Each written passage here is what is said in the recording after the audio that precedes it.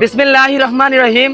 দেশ এবং প্রবাসে কাছে কিংবা দূরে আমাদের পিছনে দেখতেছেন এক জাগ তরুণ, এর পিছনে দেখতেছেন অসহায় একটি মায়ের ঘর, যে মাটি দিন রাত মেঘে বৃষ্টিয়ে তুফানে রোদ্রে এখানেই পড়েছিলেন, কিন্তু এলাকার সুশীল সমাজ ব্যক্তিবর্গরা ওই রকম ভাবে খোঁজখবর নেয় নাই।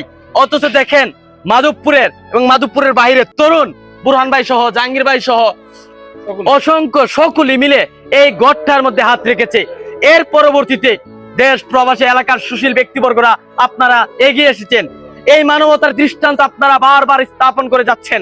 মনে রাখবেন, আপনাদের সমালোচনা, আপনাদের নিন্দা, আপনাদের গালিগালাজ, আপনাদের কমেন্টের যারা খারাপ ব্যবহার করেন জেনে না জেনে অজান্তে, কিন্তু বাস্তবতার দৃশ্যটা এসে দেখেন নাই।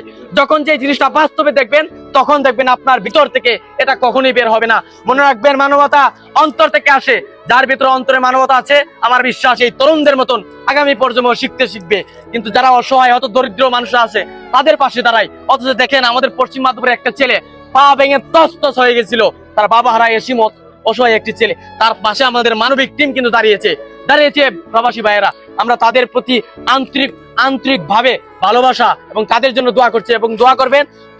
14তম গড় আমাদের এই মানবিক টিমের পক্ষ থেকে উপহার দেওয়া হচ্ছে গুচ্ছগ্রাম আশ্রয়ণ প্রকল্পে। আপনাদের সকলকে অসংখ্য ধন্যবাদ ও কৃতজ্ঞ যারা সহযোগিতা করেছেন। আসসালামু আলাইকুম।